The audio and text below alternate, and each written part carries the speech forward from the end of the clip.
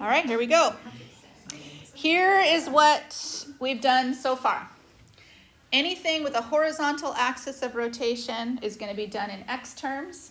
Anything with a vertical axis of rotation is going to be done in y terms. This is what we have so far at our disposal. What we have to be sensitive to is the order, making sure that the thing that forms the outer shell is always coming first. We have to be sensitive to the subtraction, especially if we're dealing with a negative axis. And we have to watch our bounds, that our bounds are in the right terms. Okay. Do you have a preference of what you like to work with?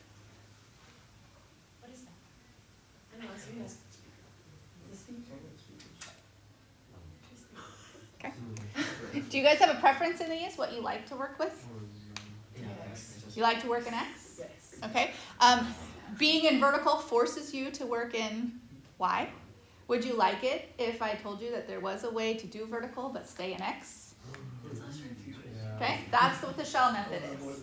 Okay, the shell method is going to allow you to do a vertical axis rotation but never have to switch to Y. You're allowed to stay in X the whole time. So it's the third option we have for finding our volume. It just gives us another way to do it. All right, so here we go. Here is just, is that in your notes? Did I have that slide in there? Okay. So this is just the idea for the people who aren't here, who aren't able to see the visual. If we could unwrap the entire roll of paper towels and stack them instead, the two volumes are equal. So on this slide, if you just want to write in your notes, the volumes of these two are equal regardless of shape. And the same thing is like with the water balloon example. Okay, the water balloon, right, if you squeeze it or manipulate it, the amount of volume of water is still the same, even though the shape, the surface area might change, but the amount of volume is the same. And we're focusing on volume right now. The volume doesn't change even if the shape of the object, the outside of the object, does. All right. Here is a computer-generated one that gets more on what I was talking about. From the computer-generated model, hopefully you can see that the interior has like a dip in it, a thumbprint in it. That the interior where the axis is lower than the other curves. In fact, towards the outside, it starts to curve back down again. But if you can see in that computer-generated model, they're trying to get you to see the idea that these are different layers. And if we could peel paper-thin layers off of it, each paper-thin layer will be a rectangle. All right, so here we go. As you peel off the layers, every piece comes off, and the bottom corresponds to where it came from on the original cylinder itself. So what is the value across the bottom as it corresponds back to the cylinder it came from? Two things would be the same? Yeah, it is the exact same. It is 2 pi r. It is the exact same as the circumference where it came from, all the way around the bottom like that. Okay, it's going to be changing. It'll be 2 pi r. It'll be different every time, but the circumference value is going to give you the length of the base. And then we multiply it by the height.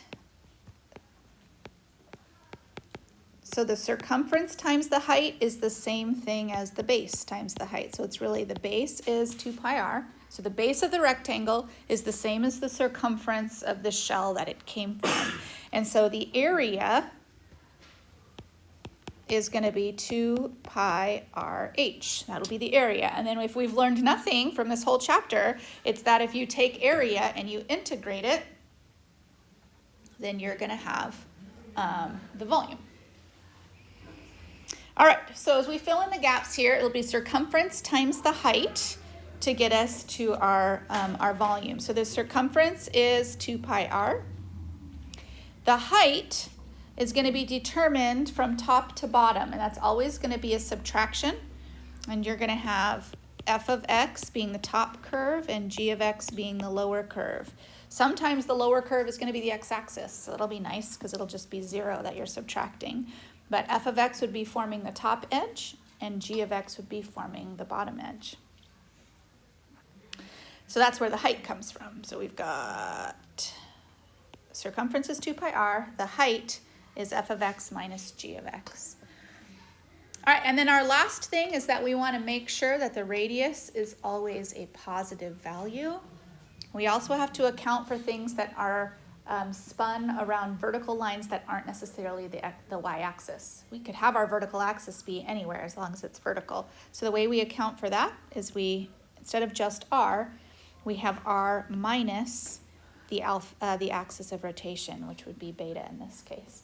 And we need that to be positive, so we make sure it's in absolute values right there. So always just make sure that your r, actually, we don't need r anymore. It'll be x minus the position of beta. That'll be the length of the radius. Okay, this is called the shell method. What about this is constant? The 2 and the pi. So what could you do with that? Okay, you could pull it out to the front. So really this is 2 pi integral from a to b and then r times h. And the r is always x minus beta, the axis of rotation, in absolute value to make sure we're dealing, because the radius can go in multiple directions. You could have a forward radius or a backward radius. We want to make sure ours is the positive one. And then the h is always f of x minus g of x. And we can stay in x terms, which is great for us. So trust that, and everything just drops into its place. All right, so let's try that. Now here is something that's spun in a vertical axis of rotation. If you were to peel this, the peels would come off. Okay, this outer peel right here, let me draw it in red. That is just a very thin slice. It's almost, it doesn't even have hardly any height to it at all. But as you keep peeling on the inside, every peel gets deeper and deeper as you peel this off. So we get to stay in x terms if we're going to use this method. If you just want to stay and convert to y terms, you can certainly go back and do it into y terms, but being in x terms gives you other options. So what are our boundaries for a cubic function? And look at where it's intersecting. It's intersecting right here at the number 4. What would be the x value here? The cubed root of 4. So our bounds get to go from 0 to the cubed root of 4. 2 pi, and you can pull that out to the front in a little bit. And then our radius is always defined as x minus the axis of rotation. In this case, the axis of rotation is 0, because we're rotating around the y-axis. What does x mean? X is just the position of x. It stands for the radius. So like this, the outer, the first one that I did, the first peel, its radius goes all the way out. It's the longest radius, okay? But then as I'm peeling, the values of the radii get less and less and less and less. So we're thinking of this more of like unpeeling it, but if you thought about it as constructing it from the beginning and putting it back together, you put the inner peel on, and then you put the next peel, and the next peel, and the next peel, and the radius just keeps getting bigger and bigger and bigger as you grow, okay? All right, and then our f is the thing that's forming the top curve, okay? So the top part of this. So what is the equation for that piece? 4, right? Minus, and then our lower peel is going to follow, the edge of the peel will follow that value, or the lower curve, which we know to be x cubed. And that's the setup. If you have a graphing calculator, you can let that calculator figure that out for you. If you don't, then you would probably want to pull the 2 pi out to the front. It's going to go from 0 to the cube root of 4. And then we have x in the absolute values. What you want to do is you want to look at your bounds. Our bounds from 0 to the cube root of 4 cover only positive numbers. And since those bounds cover only positive numbers, we don't need the absolute value anymore because we're guaranteed to be working with all positive numbers. If you don't, if you're working with negative bounds, then you're going to have to, do you know how to take something out of an absolute value but guarantee it'll be positive if your bounds were negative? How many negatives does it take to make a positive? 2. So if your bounds are already negative, not square, okay, how many negatives does it take to make a positive? 2. So if your bounds are negative, then your x term, you have to put a negative in front of that as well. Okay, that goes back to defining absolute values. Remember, this was how we did that algebraically. It's a piecewise function. That x gets to stay x if x is what? Greater than, yeah, and what else? Equal. Okay, so x stays the same if it's greater than or equal to 0, but if not, you're going to use the opposite of x, and that would be if x was less than 0, because if x is less than 0, it is negative, and then the variable x is also negative, so the two negatives will convert it to positive. All right, and then we can simplify that, just say 4 minus x cubed dx. So if you had to do the rest of that by hand, you would distribute and do an antiderivative. That's what I would do, at least. I would keep my 2 pi out front, and I would say I'm going to do 4x minus x to the 4th, and then I would do an antiderivative from that. We're not going to focus on that today. We're just going to focus on the setup. All right, let's try another one. All right, look at this funny shape. We're going to swivel this around the x-axis. Think of it like a top, like you're spinning a toy. Okay, so we're going to spin this around the around the y-axis, and it's going to come looking like that, and then about like this. So there are 2 ways you have now to find this volume. You can convert everything to y and use the disk method. Or you can stay in x and use the shell method. It is up to you. You totally have your own power to choose. But today we're focusing on the shell.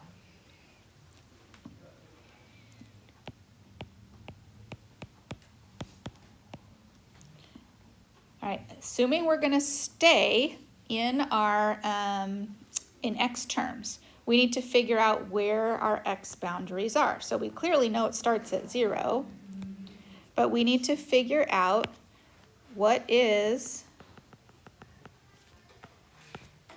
that value right there. So how am I going to fit? Somewhere between 1 and 2. At least the picture makes it look like it's somewhere between 1 and 2. What would you, how would we figure that out? Okay, set which equations equal? 4 minus x squared gets set equal to x. How do I solve that? What do you want to set at least one of the sides equal to? Okay, so we'll set one side equal to 0. That'll give us x squared plus x minus 4. Is that going to factor nicely?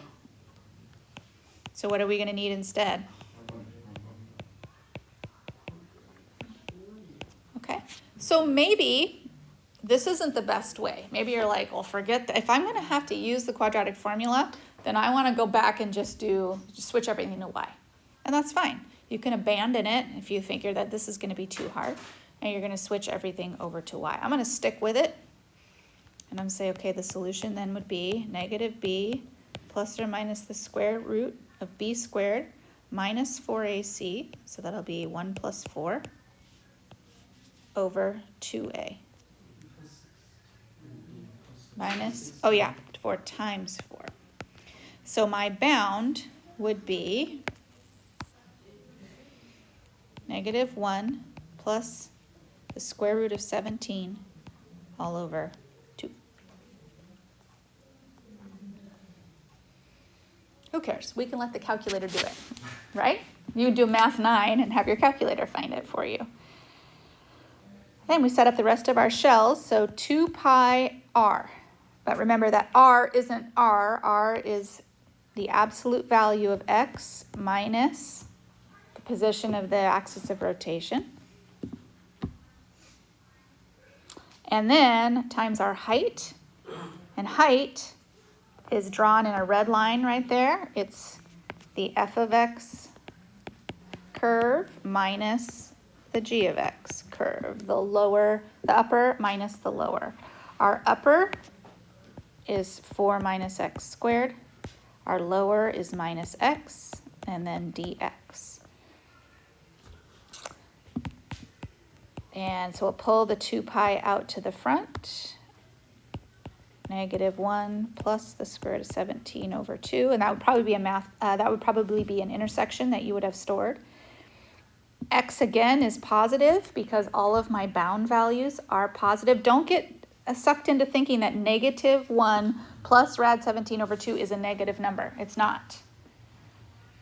The -1 is negative, but the rad 17 is big enough to make sure that it's a positive number. So that's a positive number, and then times 4 minus x squared minus x, no, it was minus. And then dx. And then let your Math 9 do the rest of the work for you. Okay, any questions on that one so far? All right, I would like, yeah. Is the lower bound 0? Putting it in terms of x? Wait. From 0. Oh, I thought it was the whole thing. Wait, The whole thing does end at this question mark. 2 is just happened to be labeled on our. It's bounded by x is 0. Yeah. Yeah, the original one, the original drawing, I added that other part after I rotated it. Okay. Now, you could, like I said, you could go back and do this if you want to convert everything to y. So if you were going to do discs instead, your bounds would go from 0 to where? 4. Because then you'd go up the y-axis. And then you would have pi times, and then you're going to have to convert everything to y terms, which is harder in this case because we don't have a left and a right boundary. So you probably are going to get stuck doing that one in discs. How do you spin it with the axis? If the axis is what goes with With y? y? That was, yep. Do you want me to erase? I can't erase it. The original region did not only existed in quadrant 1. Okay, let's try. Ooh, only 2 more. So exciting. Okay. All right, the area enclosed by the parabola. Okay, I can sketch this parabola if I think of it as its factored term. So this would be y equals, take out an x and 3 minus x. So I know this is an upside down parabola. It has to go through 0 as a factor. It has to go through 3 as a factor. Okay, so just so we're picturing this, 0 and 3, and the parabola would be going through that. I'm going to need some more space, so I'm going to move mine over just a minute. Okay, I'm going to put 0 here, 1, 2, 3. My parabola. Got -2 is going to be my axis of rotation. Okay, there's my axis. And let's see, what else do we need? We need the equation y equals half x. So y equals half x is going to be going up 1 over 2. So it'll be looking like that. So my region is going to be this shape right here.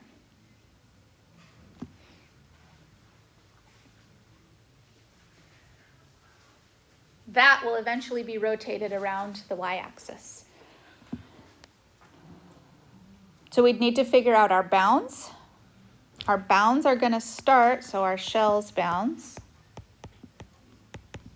start at 0. Where's it going to end? Does it work out perfectly to 5/2?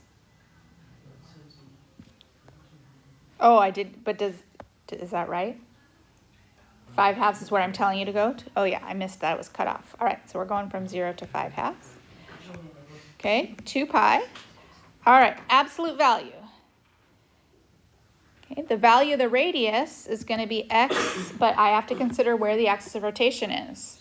So x minus, and then the position of the axis of rotation is -2, so that'll be x plus 2. And then the upper curve is 3x minus x squared minus the lower curve, 1/2 x dx. So it's all set up nicely for us. If you want a visual on how that's going to be, it would end up looking like this. Like that.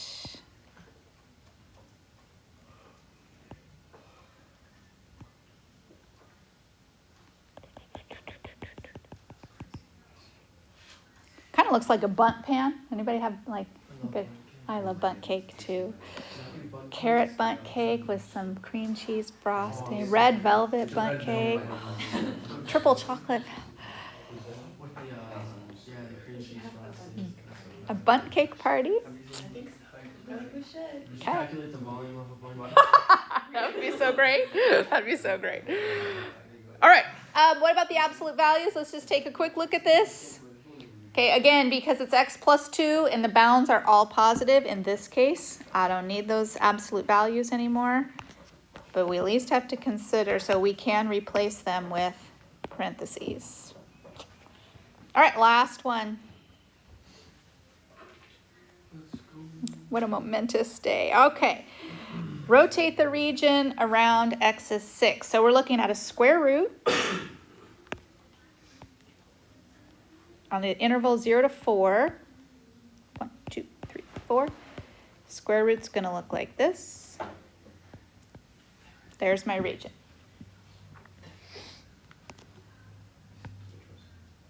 All right, we're going to do this one both ways. If we were thinking about the y-axis, I would have 0 to 2. All right, there we go. So let's do this both ways so that we can compare and contrast. The shells are going to go from, all right, Reagan bounds? Good job, 0 to 4. Okay, 2 pi times. Okay, and then the shells are going to say x minus the axis of rotation. Axis of rotation is going to be the number 6. So that'll be here is my axis of rotation.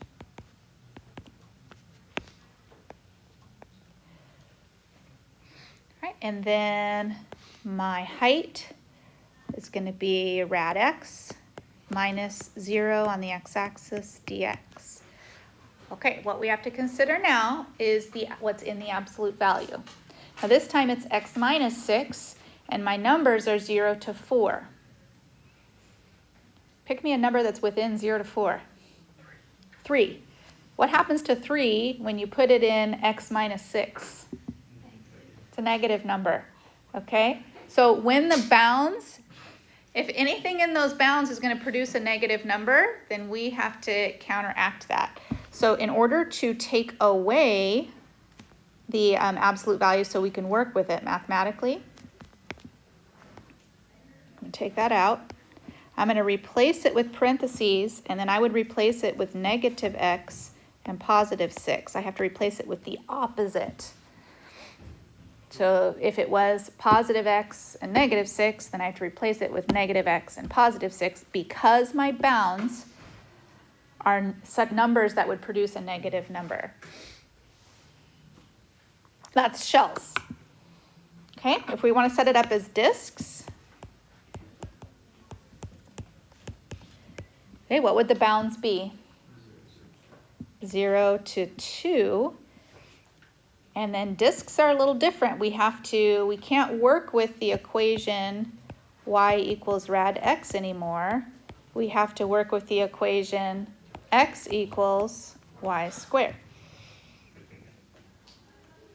And so we would have pi times what's going to form the outer edge. When you do rotate this, it's going to look like this. It's gonna have an open circle in the middle. Okay, so the curve that's forming the outer edge is the y squared function minus the axis of rotation, which is 6, and then minus pi times, and then the thing that's forming the inner axis of rotation is the number 4 minus the axis of rotation of 6, squared, in parentheses dy. So there's pros and cons to both. Both work. Both are going to get you the same answer. Comes down to a lot of times it's personal preference or where the math is going to work out easier. Okay.